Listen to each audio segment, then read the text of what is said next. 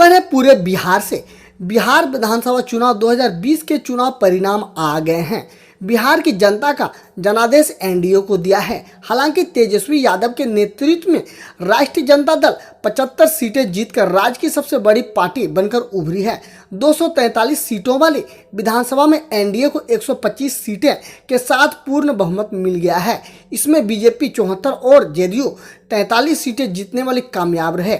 RJD और कांग्रेस का महागठबंधन 110 सीटें पर कब्जा जमाने में कामयाब रहा। कई सीटों पर कांटे के मुकाबले के बावजूद आखिरकार नीतीश कुमार अपनी साख बचाने में कामयाब रहे। कई सीटों पर काफी दिलचस्पी मुकाबला रहा। कुछ सीटों पर तो कांटे की टक्कर रही।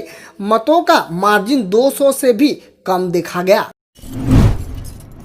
बिहार में गरजे पीएम मोदी, देश को कमजोर कर रहा विपक्षी, जंगल राज वाले नहीं कर सकते हैं विकास। प्रधानमंत्री नरेंद्र मोदी ने अनुच्छेद 370 पर विपक्ष के रवैये की कड़ी आलोचना करते हुए आश्चर्य जताया कि देश को कमजोर करने वाले बयान देकर ऐसे लोग देश की जनता से वोट मांगने की हिम्मत कैसे जुटा पाते हैं।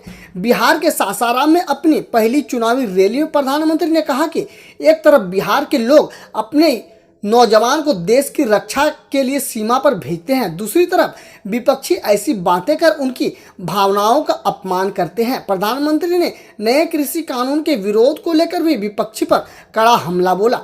मोदी ने कहा कि दलालों और बिचौलियों को नुकसान हुआ तो विपक्षी बौखला गए हैं। राफेल की खरीद के समय भी दलालों और बिचौलियों के लिए विपक्षी ऐसे ही परेशान थे।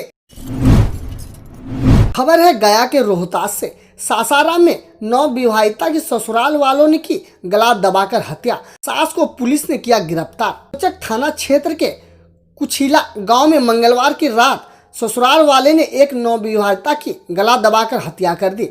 मृतका 21 वर्ष दुर्गा देवी अभिनय पासवान की पत्नी थी। इस संबंध में प्राथमिक दर्ज कराई गई है। पुलिस ने दुर्गा की सास को गिरफ्तार में ले लिया है।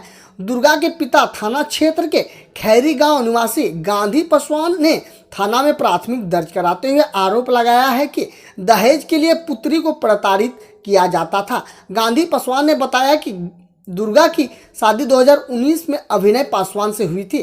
शादी के बाद से ही पति के अलावा सास, ससुर और ससुराल के अन्य लोग दहेज के प्रति प्रताड़ित कर रहे थे। मांग पूरी नहीं होने पर उन लोगों ने गला दबाकर उसको मार डाला। थाना अध्यक्ष ने बताया कि मृतका के शव को घर से बरामद करने के बाद पोस्टमार्टम के लिए सदर अस्पताल सासाराम भेज दिया गया है। प्राथमिकी के आलोक में छानबीन की जा रही है। खबर है पटना से। दिसंबर से शुरू हो जाएगी दीघा आरा ब्लॉक 6 लेन सड़क।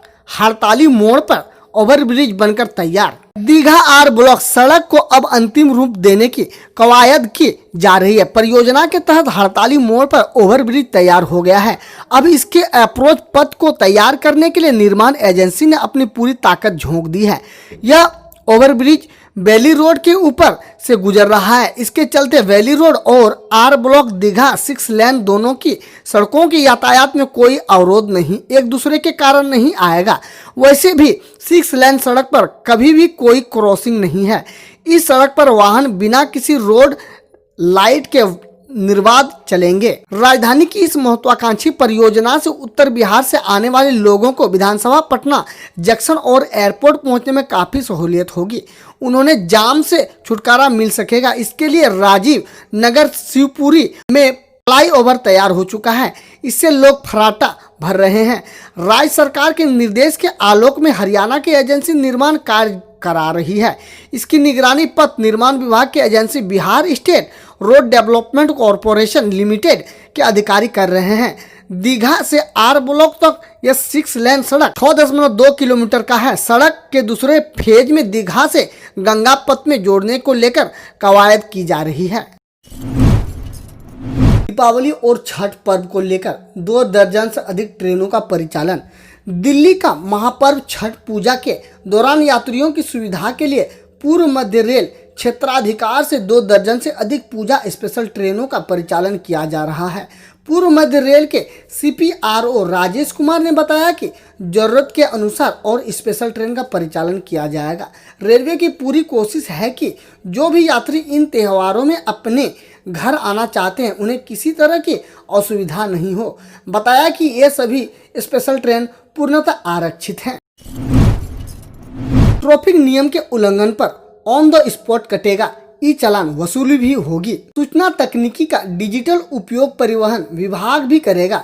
इससे परिवहन नियमों का उल्लंघन पर ऑन द स्पॉट जुर्माने की वसूली की व्यवस्था होगी। इससे सड़क सुरक्षा के साथ यातायात भी पारदर्शिता होगा। विभाग की ओर से शीघ्र व्यवस्था शुरू की जाएगी। एक साथ यह व्यवस्था पूरे राज्य में लागू की जाएगी। विभाग की तैयारियों के अनुसार जुर्माना वसूली के लिए शक्ति प्रदत्त सक्षम कर्मियों के यूजर ID व पासवर्ड तैयार किए जाएंगे। इसके जरिए सक्षम कर्मी परिवहन नियम 1988 या फिर संशोधित अधिनियम 219 के उल्लंघन पर ई चालान कटेगा।